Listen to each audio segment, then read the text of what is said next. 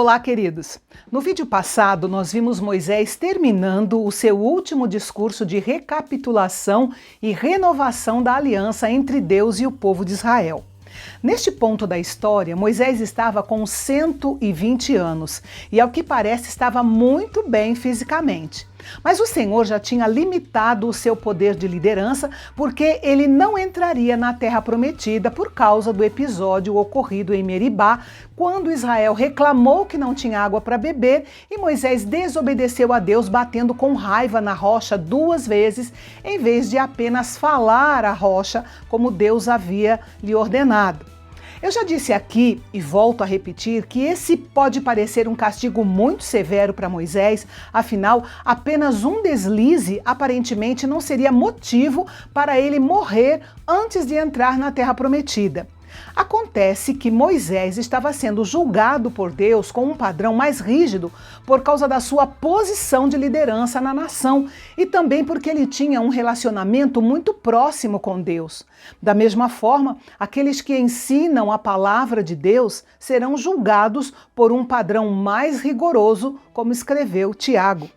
Moisés havia guiado durante 40 anos o povo de Israel, e ele era o único líder que a maioria do povo havia conhecido. Mas a nação podia continuar confiante e Moisés podia seguir o seu caminho para a eternidade em paz, porque Deus continuaria com Israel. Moisés foi um grande homem, um dos maiores que já andou nessa terra, mas Moisés não era insubstituível. Deus estava com eles, Israel estava em boas mãos, com ou sem Moisés. Agora era a hora da nação ter coragem no Senhor, não temer e nem desanimar. Moisés então chamou Josué e falou com ele diante de todos que ele iria conduzir o povo para tomar posse da terra prometida. Ele seria o instrumento de Deus para aquele momento. Na maioria das vezes, Deus faz sua obra por meio de homens e mulheres que se colocam à sua disposição.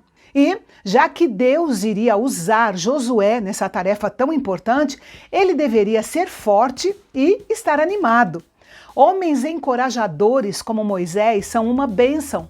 Ele sabia que Josué poderia estar um pouco amedrontado e por isso ele o encorajou a ser mais do que ele talvez pensasse que ele poderia ser.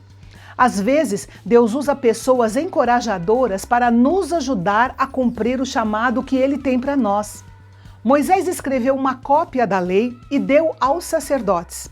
Parte do trabalho deles era ministrar a palavra de Deus ao povo, pois eles estariam espalhados por toda a nação de Israel. Moisés orientou que a cada 7 anos deveria ser feita a leitura pública e a explicação da lei de Deus para que todo o povo ouvisse e aprendesse a temer ao Senhor, o seu Deus, e seguisse fielmente todas as palavras da lei de Deus. Este foco nacional de 7 anos na palavra de Deus foi especialmente importante para as crianças entre o povo. Ouvindo a palavra de Deus, eles chegariam a um relacionamento pessoal com o Senhor. Moisés e Josué aparecem juntos diante do Senhor várias vezes. Por isso, Josué estava qualificado para liderar. Ele estava sempre na presença do Senhor. E a Bíblia diz que então o Senhor apareceu na tenda da congregação numa coluna de nuvem e a coluna pairou sobre a entrada da tenda. Esta seria a cerimônia de aposentadoria de Moisés e a cerimônia de posse de Josué. Deus sabia que no futuro Israel se envolveria com a idolatria. Por isso inspirou Moisés a compor uma espécie de hino nacional para Israel. Só que era um hino nacional estranho, porque o propósito dele era testemunhar contra Israel. Deus sabia que as palavras são mais fáceis de memorizar quando são cantadas. Então ele inspirou Moisés a compor um sermão em forma de canção, do qual nós iremos falar no capítulo de amanhã. No versículo 23, nós vemos a posse de Josué e a repetição da frase, seja forte e corajoso. É interessante a frequência com que essa exortação é dirigida a Josué. Ele ouve essa mesma exortação 7 vezes diferentes, da boca de Moisés e da boca do próprio Deus. Com certeza, a necessidade dessas palavras era porque mesmo um grande líder como Josué precisava de encorajamento para uma tarefa tão grande.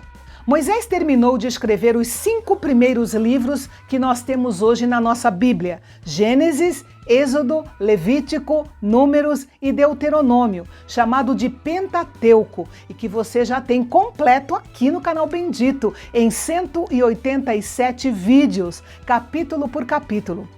E então Moisés entregou os manuscritos desse Pentateuco, desses 5 livros, aos levitas, como palavras inspiradas por Deus, para que fossem colocados ao lado da Arca da Aliança. Moisés sabia que no futuro o povo se rebelaria e que aqueles manuscritos serviriam de testemunha contra o povo rebelde.